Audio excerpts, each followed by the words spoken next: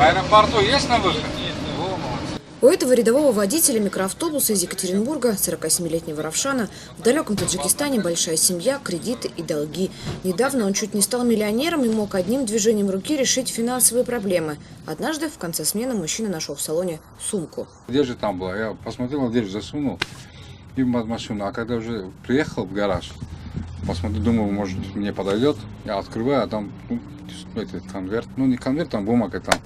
С этим, как его, запиской там. Запиской Равшан называет расписку о продаже мотоцикла. В нее были завернуты 852 тысячи рублей. Это почти 13 тысяч долларов. Чтобы накопить такие деньги, ему, мигранту, баранку придется крутить года 4. Лично у меня на родине год бы вот так бы хватило. Без нигде не работать, ничего. Ну и машину купить, шикарно жить. Но разбогатеть за чужой счет он и не думал. По адресу, что был указан в расписке, нашел хозяев коричневого портфеля. Встретила Равшана пожилая пара глухонемых. Они чуть не разговорились. Я не знал, что они там руками машут.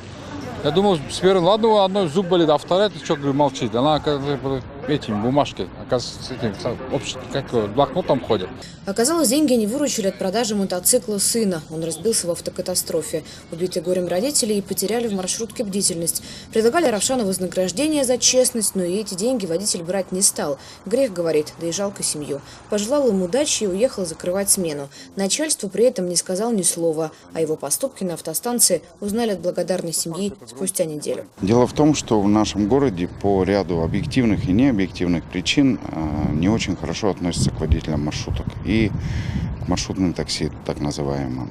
И поэтому я принял решение придать огласке этот уникальный, хороший с точки зрения человечности случай. Мы обязательно выплатим ему, как я уже сказал, премию. Так Равшан и стал самым знаменитым водителем маршрутки на Урале. Эта история человечности, без национальности, быстро облетела соцсети. Впрочем, без конфликта культур в этой истории все-таки не обошлось.